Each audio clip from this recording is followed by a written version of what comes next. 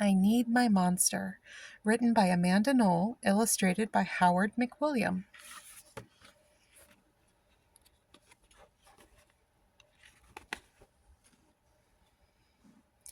Tonight, when I looked under the bed for my monster, I found this note instead. Gone fishing. Back in a week. Gabe. What was I going to do? I needed a monster under my bed. How was I supposed to get to sleep if my monster was gone? I tried to sleep, but it wasn't the same without Gabe. I missed his ragged breathing, his nose whistling, the scratching of his uncut claws. How would I ever get to sleep without Gabe's familiar scary noises and his spooky green ooze? It was no use. Gabe would be gone for a week, and I just had to have a monster. I climbed quietly out of bed so my parents wouldn't hear me. Grown-ups have some strange ideas about monsters under beds. I knocked on the floorboards, then scrambled back under my covers. I waited nervously. Would a new monster appear? What would he be like? Would his snorting be as cheerful as Gabe's? When I heard some creaking under my bed, I knew that the substitute monster had arrived. Good evening, said a low, breathy voice. My name is Herbert, and I will be your monster for the evening. Herbert? What kind of name is that for a monster? You don't sound scary at all. Have you ever scared a kid before? Well, no, but I have read all the best books on the topic. Do you have long teeth and scratchy claws? I asked. No, but I have an overbite, and I'm a bit of a mouth breather. Listen.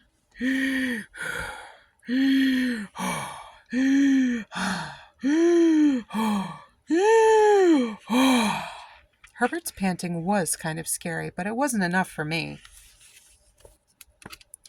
Listen, Herbert, I'm sorry. I just don't think this is going to work. It's nothing personal, but I really need a monster with claws. Piggy, piggy, Herbert complained. As you wish, I'll go. There was some more scratching, then Herbert was gone. Some scratching warned me a second monster had appeared. Good evening, said a high, silky voice. My name is Ralph. I understand you need a monster with claws. If you would please lean over, I'll hold out an arm for inspection. I crouched on the edge of the bed, hoping to see a horrible shaggy arm with sharp, ragged nails. Instead, I was surprised to see a sleekly brushed fur with smooth, shiny claws. Excuse me, I don't mean to be rude, I asked, but is that nail polish on your claws? Yes, it is, Ralph replied. I believe professional monsters should always be well groomed. I could tell that this was not going to work either. I'm sorry to disappoint you, Ralph, but I need a monster with scary claws. Like Gabe's, I thought. I heard some more scratching and I knew Ralph was gone.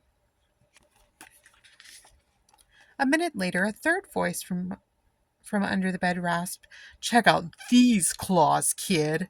I gathered my courage and peered over the edge. The claws were impressive, jagged and dark, and razor sharp.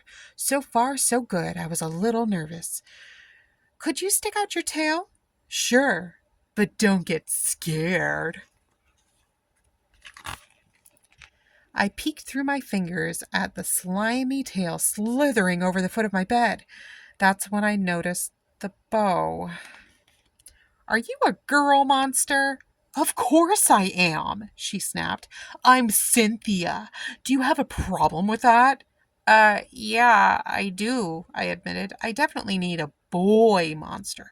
Boy monsters are for boys, and girl monsters are for girls. Everybody knows that. Well, aren't you a picky one? She sniffed. Then she was gone. Was I being too picky? No! I knew that my monster needed to be well-clawed and menacing. The whole point of having a monster, after all, was to keep me in bed, imagining all the scary stuff that could happen if I got out.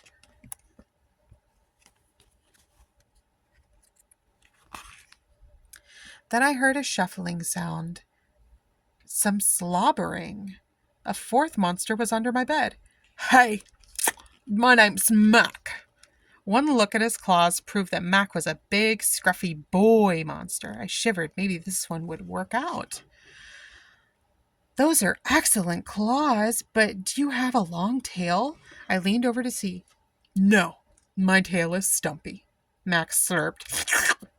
But I do have an unusually long tongue. Why would I be afraid of a long tongue? I asked. Oh, I don't know, he said, trying to sound terrifying. You never know when I might lick ya. I fell on the bed laughing. Well, if you're not going to try to work with me, Mac whined. I held in my giggle.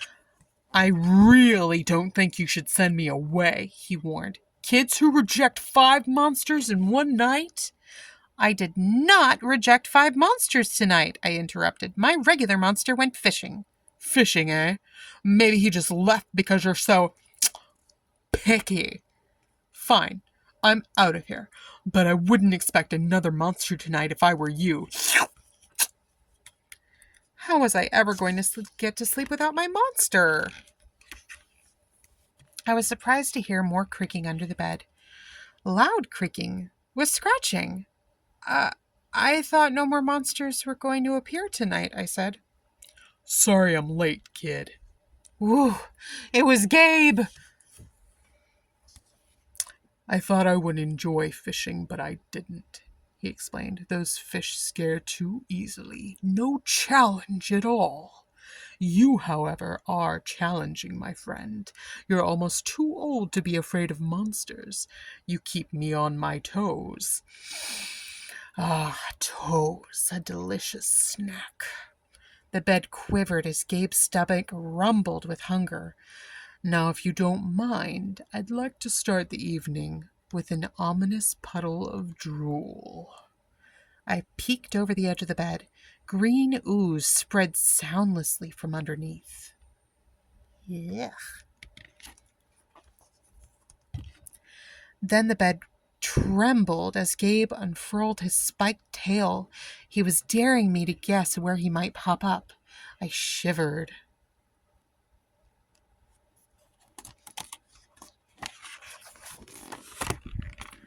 So, you had some substitute monsters tonight, Gabe said, sharpening his claws on my bedpost. Were you scared? Then Gabe started tapping. I could tell he wanted to know if I still needed him. No monster can scare me like you, I giggled, diving under my covers and pulling them up tight.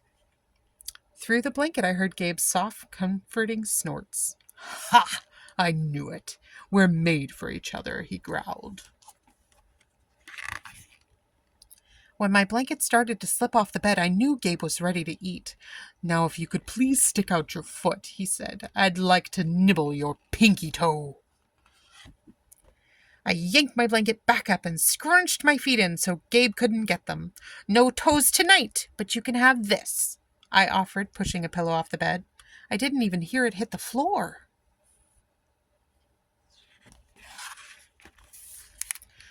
Gabe was back. The ooze was perfect. Everything was back to normal. I shivered again. I'd be asleep in no time. The end.